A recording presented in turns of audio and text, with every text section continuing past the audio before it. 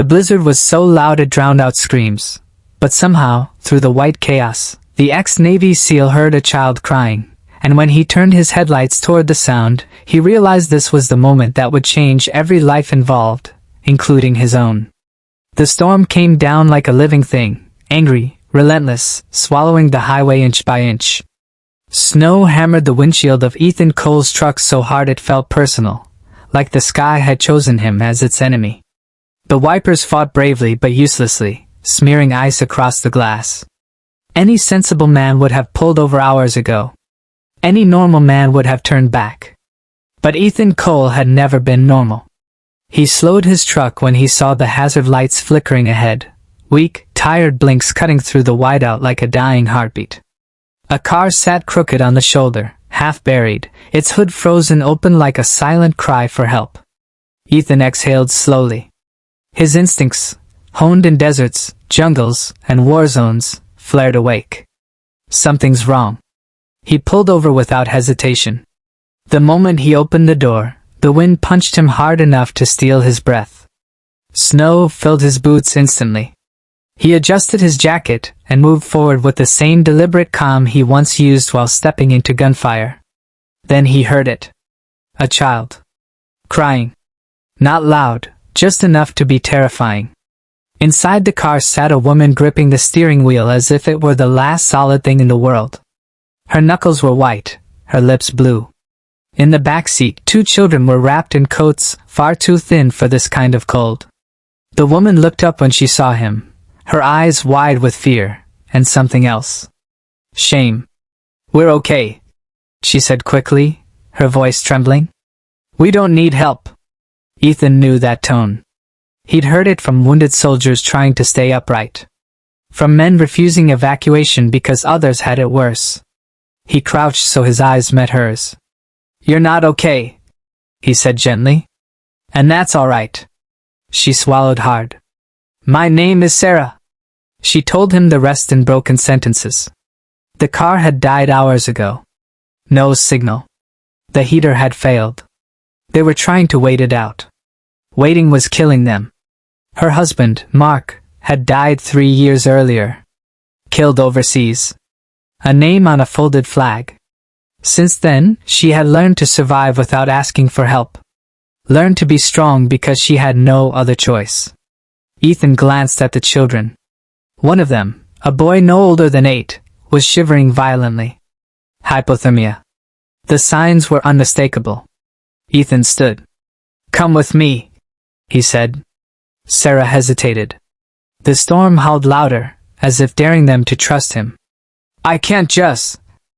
"You can't," Ethan interrupted softly. "And you will." There was something in his voice, not force, not arrogance, but certainty. The kind that came from someone who had led people through hell and brought them back alive.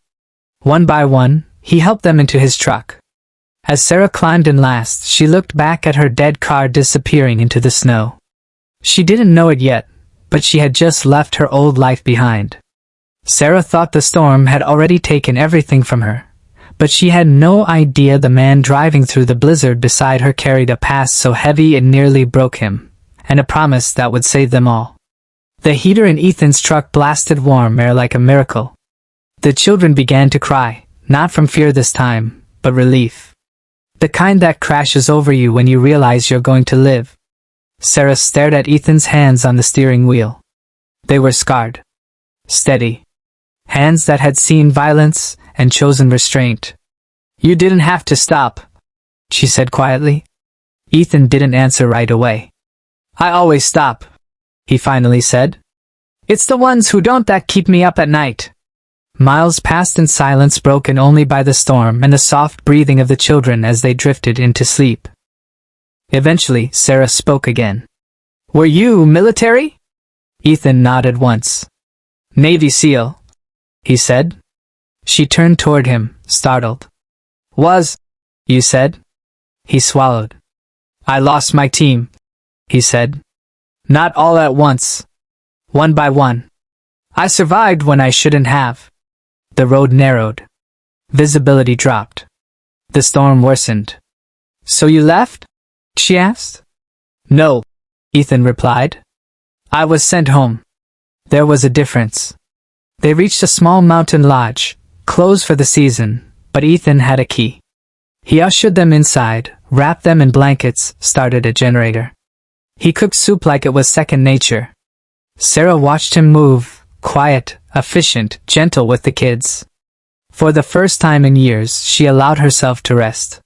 That night, the storm raged harder than ever, but inside the lodge, something stronger held.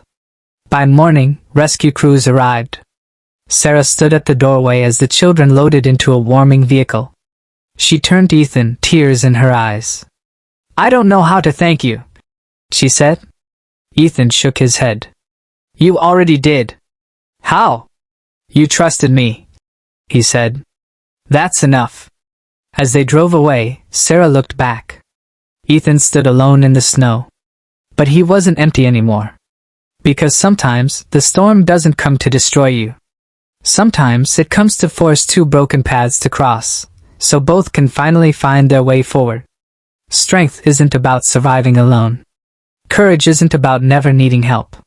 And heroes don't always arrive with sirens. Sometimes they just stop, in the middle of a storm, and say, come with me.